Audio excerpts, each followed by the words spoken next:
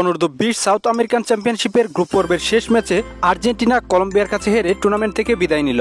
এর আগে গ্রুপ পর্বে মোট 4টি ম্যাচ খেলেছে, যেখানে আর্জেন্টিনা জয়লাভ করেছে মাত্র একটি ম্যাচে।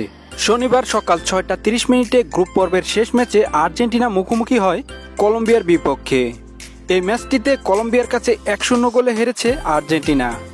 এই ম্যাচটিতে কলম্বিয়ার জয়সূচক গোলটি করেন ফুয়েন্তেস।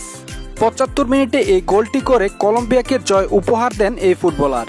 আমরা যদি ম্যাচের পরিসংখ্যান দেখি তাহলে কিন্তু আমরা দেখতে পাচ্ছি মোট শট করেছে আর্জেন্টিনা 15টি এবং অপরপক্ষে কলম্বিয়া শট করেছে 6টি।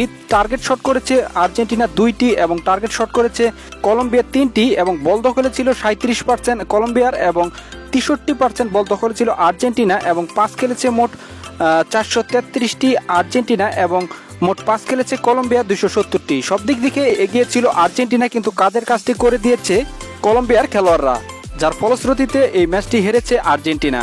যার ফলে এই টুর্নামেন্টে মাত্র একটি জয় নিয়ে সন্তুষ্ট থাকতে হলো এবং টুর্নামেন্ট থেকে বিদায় নিয়ে এই টুর্নামেন্টটি শেষ করলো আর্জেন্টিনা। তবে অবশ্য দিনের অপর ম্যাচে ব্রাজিল জয় পেয়েছে প্যারাগুয়ের বিপক্ষে। তারা 2-1 গোলে প্যারাগুয়েকে হারায়।